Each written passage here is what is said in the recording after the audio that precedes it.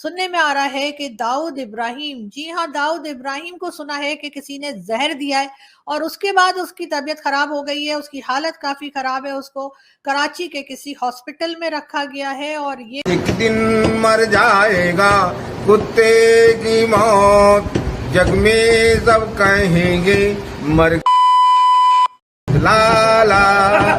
अजीत डोवल जो मोदी का वैसे तो नेशनल सिक्योरिटी एडवाइजर है और वो भी अपनी जात में एक बहुत बड़ा गधा है, अपने रवैये अपनी झूठी खबरों की वजह से अपना मजाक बनवाता है और पूरी दुनिया उसको एक पागल और जुनूनी शख्स के नाम से जानती है। फैसला करना मुश्किल होगा इनमें सबसे बड़ा साइको, सबसे बड़ा नफ्सियाती कौन होगा। आप लोग रोना बंद कीजिए, मेरे तक आवाज आ रही है। आपको नहीं लगता कि पाकिस्तान को चाहिए कि हाफिज सईद और ये मसूद अजहर और इस तरह के जो लोग हैं, ये दाऊद इब्राहिम, इनको भारत के हवाले कर दें, किस्सा खत्म करें। एक बंदे को दे दे इंडिया को, फॉर एग्जाम्पल मैं मिसाल दे रहा हूँ, तो उसकी फैमिली कह सकती है ना कि जी आप क्यों दे रहे हैं।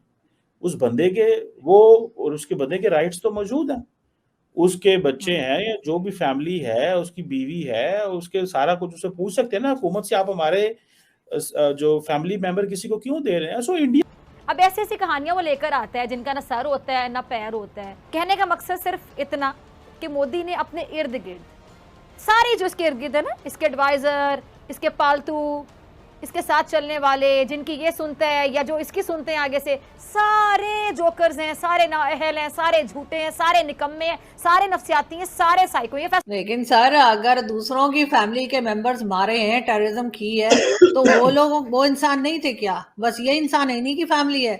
यही तो बात है ना। हम जितने टेररिस्ट हमने बिठा के रखे हुए हैं पाकिस्तान में, हम उन्हें जो है वो बचा रहे होते हैं, उनके लिए हम वकालत कर रहे होते हैं। और आप जैसे लोग सर पढ़े लिखे, सर डॉक्टर लिखा हुआ है सर आपने अपने नाम के आगे, कुछ तो ख्याल कीजिए। मैंने क्या मोदी अपनी जात में फिरौन बना हुआ और कुदरत हर फिरौन के लिए पता है किसे भेजती है? मूसा को भेजती है। और अब मोदी जैसे फिरौन के लिए भी मूसा आने को है और इसका दर्दनाक अंजाम याद रखिएगा बहुत करीब है। और इतना दर्दनाक है, याद रखिएगा मेरे अल्फाज, क्योंकि इस शैतान ने ना हर उस तबके पर जिंदगी तंग की, हर उस तबके पे जुल्म किए। मालूम नहीं। आप लोग जानते हैं कि अगर कोई भी नाम लेगा, कुछ भी कंफर्मेशन करने की कोशिश करेगा, तो फिर उसकी भी शामत आ जाएगी। लेकिन एक बात जो इस बात की तरफ इशारा करती है कि कहीं ना कहीं दाल में कुछ काला है, उसका रीजन ये है कि पाकिस्तान में इस वक्त चाहे वो ट्विटर हो, गूगल सर्विसेज हो या फिर यूट्यूब हो, ये सब के सब जितने भी ऐसी जगहें हैं जहां पर लोग बात कर सकते हैं, कोई वीडियो लगा सकते हैं, कुछ लिख कर लगा सकते हैं, कुछ लिख सकते हैं, कोई ट्वीट कर सकते हैं, वो सबके सब डाउन कर दिए गए हैं। वरना अभी तक जो मारे जा रहे थे वो कहीं ना कहीं इन लोगों के राइट हैंड थे, कहीं ना कहीं लोगों से जुड़े हुए जरूर थे, मगर उस लेवल के नहीं थे जिस लेवल के ये लोग हैं, यानी कि हाफिज सईद, सैयद सलाउद्दीन, मसूद अजहर और इसी तरह के बेशुमार दूसरे नाम जो है, या दाऊद इब्राहिम, ये वो नाम है जो कि पूरी पूरी ऑर्गेनाइजेशंस को चलाते हैं, लीड करते हैं, अपनी मर्जी से लोगों की जानें भी लेते हैं, अटैक्स भी करवाते हैं। ये सब कुछ इनके नाम के साथ जुड़ा हुआ है। नहीं सर, इकोनॉमी पे तो करें, लेकिन ये 2-3 जो यहाँ पे बिठा के रखे इन्होंने, जिनके ऊपर बार बार नाम आता है, हाफिज सईद और दाऊद इब्राहिम वगैरह, ये दे क्यों नहीं देते हैं? भारत को दे दें, अरेस्ट करें और दे दें। यहाँ पे क्या रखा हुआ है? क्या करना है इनका? अचार डालना है?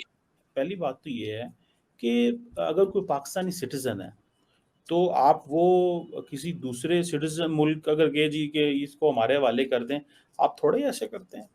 अगर आपने उसको सजा देनी है तो आप उसे खुद सजा दें, उस पर केस करें। फॉर एग्जाम्पल हाफिज सईद है मिसाल के तौर पे, उसके ऊपर जैसे तैसे FATF कर लें, UN सिक्योरिटी काउंसिल के रेजोल्यूशन थे, हमने उसको सजा दी हुई है। वो मेरा ख्याल है कि बिहाइंड द बार है, जेलों में कहीं बैठा होगा या किसी हाउस अरेस्ट होगा, कैद होगा। That's it. अब ये थोड़ी है कि इंडिया जो मुंह से निकालेगा तो इंडिया की बात मान लेंगे।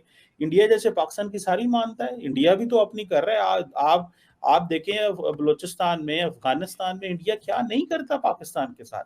ये ममालिक ऐसे ही करते हैं। और दूसरा ये थोड़ी होता है कि जी आप को इंडिया कहे जी ये फलां बंदा है जी हमें दे दें, तो वो कहे जी ठीक है जनाब कानून से पहुंचा देने बंदा। ऐसे थोड़ी होता है। ऐसे अगर पाकिस्तान कहे जी कि हमें फिलहाल एक्टिविटी में बंदा मुलव्वस है वो दे दें, तो वो कहे जी ठीक है आपको दे दें, ऐसे थोड़ी देते हैं। अपने हालात बेहतर करें, अपनी इकोनॉमी ठीक करें, पॉलिटिकल स्टेबिलिटी जब होगी, इकोनॉमी का ग्राफ ग्रो होगा, भारत क्या पूरी दुनिया आएगी। देखें, आपकी जब हालात बेहतर होते हैं तो नजदीक के रिश्तेदार भी आते हैं और दूर के रिश्तेदार भी आ जाते हैं, सारे रिश्तेदार आना शुरू हो जाते हैं आपके घरों में।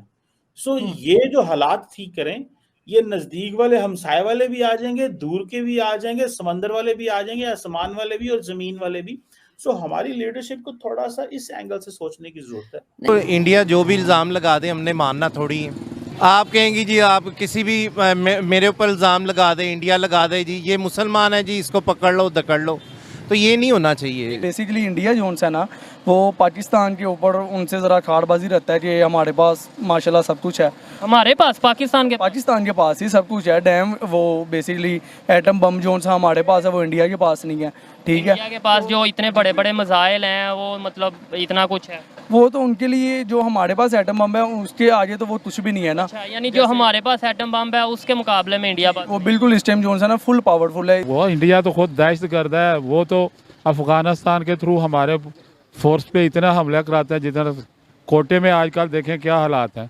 क्यों वो हमारे पे हमला करवाता है? यानी हर कोई ये कह देता है कि इंडिया हमला करवा रहा है, कोई रीज़न नहीं बताता। मतलब क्यों इंडिया हमला करवाएगा, कोई एक रीज़न बताएं। इंडिया हमारा दुश्मन है, दुश्मन का किसी को बता। दुश्मन क्यों है?